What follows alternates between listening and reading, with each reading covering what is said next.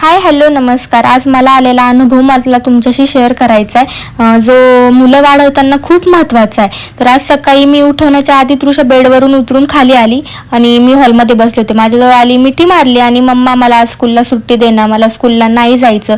असं माझं झालं मिलनला आणि मिलनचं झालं मला. असं 2-3 वेळा तिने केलं. तिला कारण विचारलं स्कूलमध्ये काय झालंय का, तुझं काय दुखतंय का, सगळ्याची उत्तरं नाही होते. पण तिचा एक मूड नव्हता. तिला रोजचं तेच तेच तिला कंटाळा आला असेल. आपण मोठे आहोत, आपल्यालाही काही गोष्टींचा कंटाळा येतो.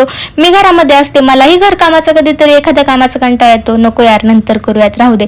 मग तसंच तेही मूल आहे, त्यालाही कंटाळा येऊ शकतो. पण तिने हट्ट केला नाही की नाही नाही मला जायचंच नाही किंवा रडाकडी केली नाही. तिने फक्त एक तिचं मत मांडलं माझ्याजवळ. पण मी बोलले तिला की मी तुला लवकर घ्यायला येईल. पण लवकर घ्यायला येईल या वाक्याने ती हॅप्पी झाली की ठीक आहे चलो सुट्टी नाही पण मम्मी मला लवकर घ्यायला येणार.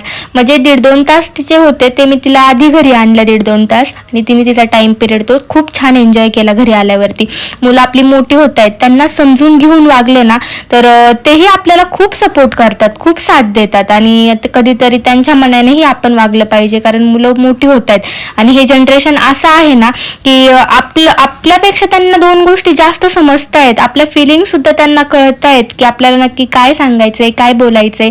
तर मुलांशी बॉन्डिंग छान ठेवा, त्यांना समजून घेऊन वागा. तर मुलं मोठे करायला आपल्यालाही त्रास होत नाही आणि त्यांनाही